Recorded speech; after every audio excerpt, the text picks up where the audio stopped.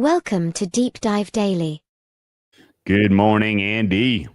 Thunder 1 win away from Yeah, we're on to title number football. 1.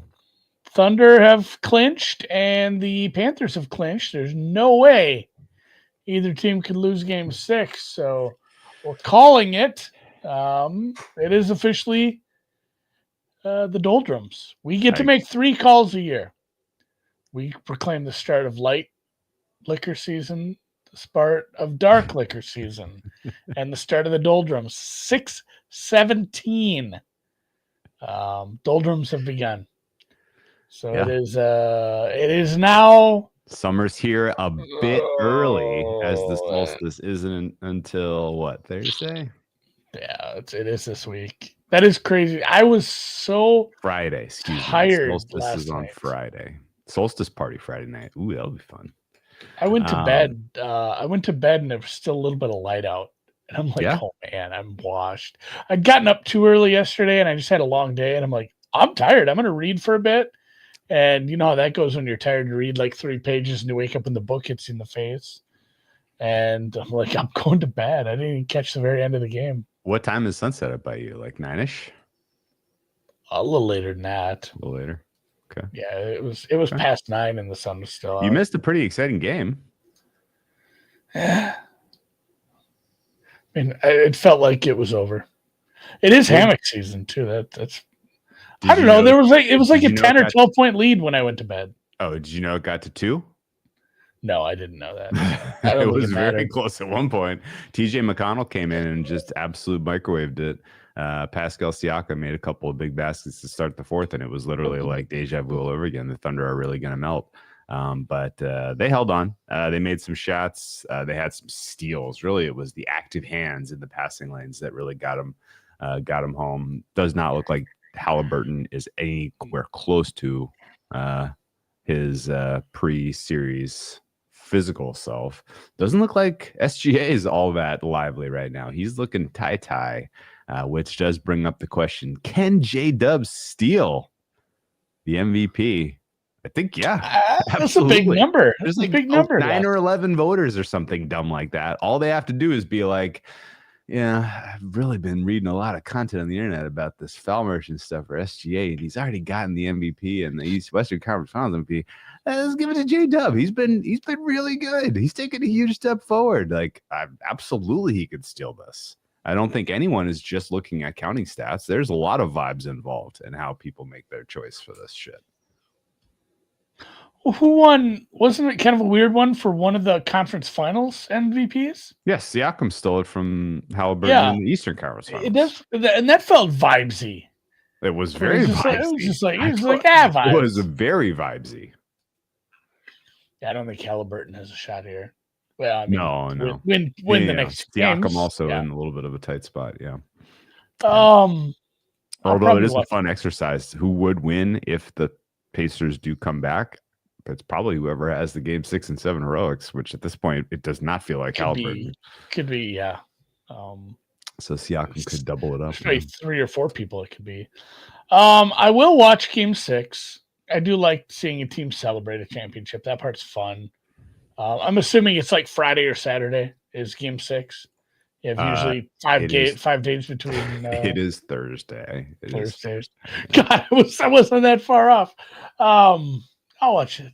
God, what am I doing Thursday? I don't think much of anything. Matt's right. It's hammock season, man. It is hammock. You know what else it is? Dutch oven season. What? I am a 41-year-old man. I don't know. Like, I'm a middle-class 40-year-old man, which means I have everything I need. There's nothing I do not want for things. You know, big things. I'd love I don't know. I don't know what I want. A boat sounds terrible. Actually, I'd take care of a boat. I don't know what I don't really know what I want. So for Father's Day, I get random shit. Gifts for my birthday, random shit. Like my wife and kids try, and usually it's like, oh, this is cool. But I certainly didn't ask for this. So I get a full-ass outdoor Dutch oven, like the kind with legs that goes into a fire and has the concave lid to put coals on top. So I am now the owner of a massive Dutch oven. I might need some help on what the fuck do you cook in this? I don't know. I just on the movies, in cowboy movies, they just make biscuits, right? You just make biscuits. I feel like Lonesome Dove, they make some biscuits. You're talking over my head, man. This is above my pay grade. Like No. real Dutch oven the lid has like raised sides. Okay. You can pick some coals up with a whatever and put it on top, and it creates heat from the top too, apparently. Okay. Wow. Yeah, if you have experience Dutch ovening, not like that, guys. I feel like I'm not doing anything this weekend. Probably it's going to be fire night. Maybe go camping. Who knows? Drinking wine by the fire. So I'm gonna have to cook something. Okay. Well, I just a typical charcoal grill for me. I just got the Weber. I'm gonna do some wings tonight. I wanted to cook wings on Sunday, and then I realized it was Father's Day. I'm not supposed to do stuff. No, I didn't feel like it. Kick your feet up. Yeah. So, but I thought them out, so they're still in the fridge. I should cook them tonight. Do it. All right. Betting wise, there's grass tennis, somewhat interesting. Golf, grass tennis. There's obviously there's golf. There's golf. Carries on. Never sleeps. About to go overseas, right? Like, don't we go? What's that? Pretty soon. Doesn't the golf go to Europe pretty soon? 3 weeks? Oh, okay. Yeah, you have the Genesis Scottish Open and then the Open in Northern Ireland back to back. But first, we are in Cromwell, Connecticut, which is basically a foreign country anyway. Because might as well be, right? Connecticut. Those people are weird. And then I believe it is Rocket Mortgage, Detroit. Okay. And there's one other one in there before Genesis. Oh, the John Deere Classic, another foreign country, which is to say the middle of nowhere, Iowa. Some weirdos down there too. No offense.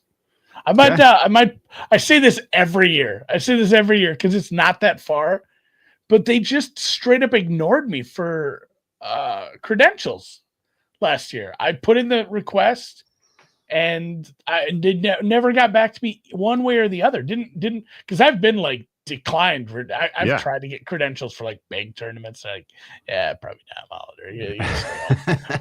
It's crazy because the 3M, the one year I couldn't go, I had a family trip or something that week. Sure. And they actually emailed me hey, are you coming this year? What's your deal? We got your spot ready. And I'm like, no, I can't do it. Whereas John Deere just big timing me. Big timing you. Big timing me. So if they get back to me, do they not know about your history in the world of John Deere tractors? I'm a John Deere owner. I have a John Deere tractor. Yeah, they obviously didn't do their homework. My goodness. But I will go down to the Quad Cities. But yeah, you got to have credentials if you want to go to this because it's just so much better. Of course. If you're able to, you get the tent with the AC and there's food. Yeah, I don't want to pay for huge food. Difference. Yeah, that's a huge get because the food's not good. So paying for it is literally spitting in your eye on top of not getting good food. All right. The other things betting wise going on, obviously, we have game 6 of the Stanley Cup Finals tonight. It's very, very tough for me to see a way for Edmonton back into this series. So I'm just going to assume the Panthers are your champions. Move on.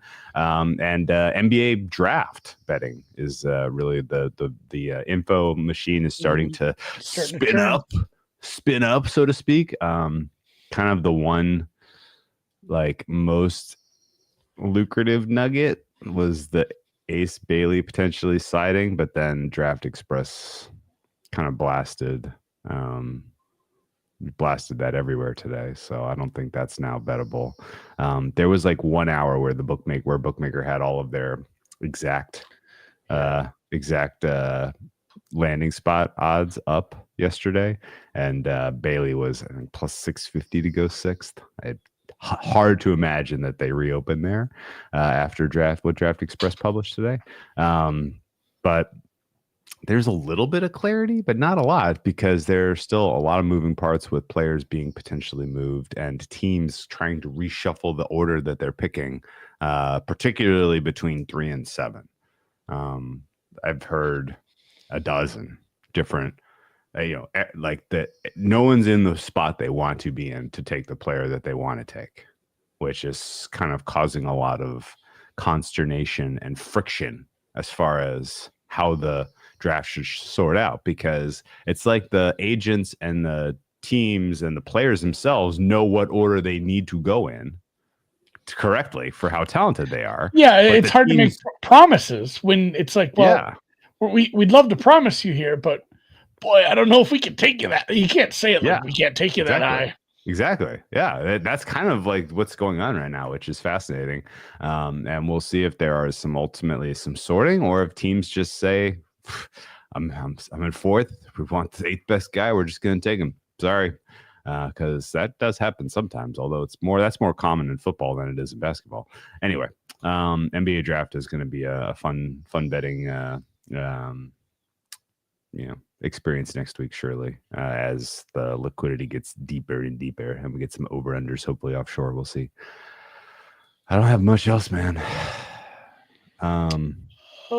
Somebody's asking about the MVP in the WNBA.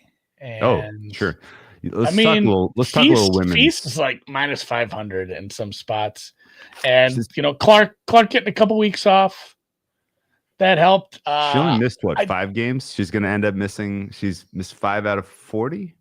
Is it 40? Yeah. So not only that, but when she came back, big win over a tough New York team. Yeah. I don't know. Minnesota hasn't done anything wrong though. Like they're an elite team. It basically looks just like, I guess the Fever could have something to say about it, or possibly. Obviously the Aces on the other side, and I don't think so. The Aces are they're not no good, but it's a short. They are not very. These are good. shorter. These are shorter series. Well, number one right now, they don't have Asia Wilson because of concussion. Well, no, I'm talking about in the playoffs, Drew. This is a couple months down the road.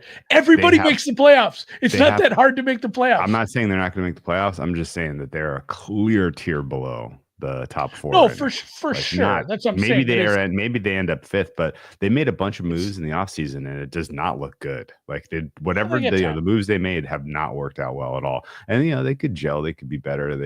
Wilson could ultimately elevate them in the playoffs. But right now, the tier of Minnesota, New York. The highest I would listen to any argument for the Aces is 5th, because there's a pretty clear Libs Lynx tier with the Libs above the Lynx, despite the loss.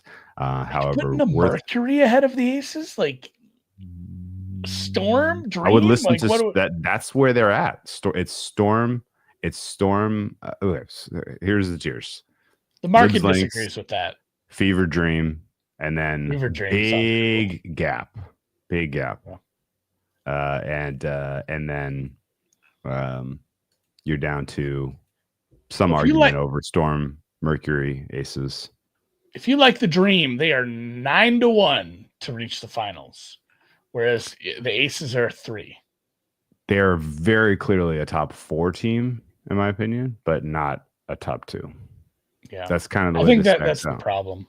Yeah. MVP voting, I assume it's the same as NBA, where it happens after the regular season. That's correct. You wouldn't get some surprise playoff run doesn't boost your stock. But I mean, if the Lynx are like, what are they? It was just like 35-5. It's awful hard to give it to Clark. I mean, I have some Feast MVP. Yeah, you'd said that. And I've been looking pretty carefully at betting some Clark, I'll be honest. Yeah, she's about 2-1. She missed 5 games. That's not that much. Yeah. It's not enough to make it impossible for her. Collier is not the scoring.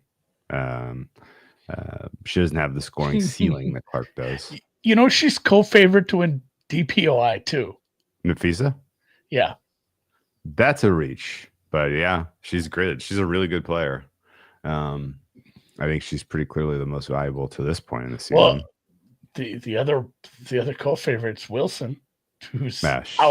Yeah. So I don't know. Maybe should we be looking at DPOI and WNBA? I might have to dig in a little on this. Alana Smith calling my name. Oh, interesting. I happily dig in on that. I have not been watching much WNBA, I'll admit. But that doesn't mean that it's not bettable. I think that tonight's action in particular, both Atlanta catching 8.5 points against the Libs. The Libs are an interesting case right now because the simple rating system would tell you they're like a plus 13-ish team, but their strength of schedule has been really, really, really bad. And their net rating plus 20 is inflated by just beating up on the absolute dregs. And now that they're playing bad some teams, of you win these, by 45 points. yeah, now they're playing some of these second tier teams like the Fever. They're getting punched in the mouth a little bit, and the Dream are right there in terms of they're right next to right with the Fever in terms of simple rating. So yeah, I could very clearly see a case where the Dream cover the 8.5. And I don't think that there is any world where Las Vegas is covering the 8.5. This is out to 13 now. So that has gotten bet. I was gonna wait for you to find the good surprise with your argument. It's at 13 now. Yeah. Minnesota, but even that's correct. Like it should be 13 or more without Wilson. So anyway. Yeah, maybe I'll dig in on some defensive ratings for some of these gals, see what's going on. Okay. Because it feels like there is some of that too, where if you're going to vote Nafisa MVP, I don't know if you want to give her your DPOI vote as well. And then if Wilson misses games and the Aces are, maybe not the third best team there in the conference, maybe that drags her down a little bit too, and somebody else can bump up. When does NFL prep start? After the 4th. Yeah. A few weeks. We'll be ready. Somebody said we should do them out of order, not by division, just power rank down. Ooh. We should do our power ranking, start with the shittiest teams and go from worst to best. And I don't know, we'd have to do some sort of consolidate our ratings and just match them together and do we could just take the market rating.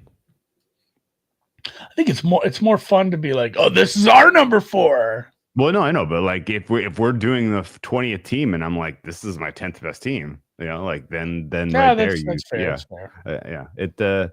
I mean, that's a big difference, but I don't even know who would that be. Who would the market think is 20th? The reverse is like Andy, like Andy was Andy's Falcons rating last year. Oh boy!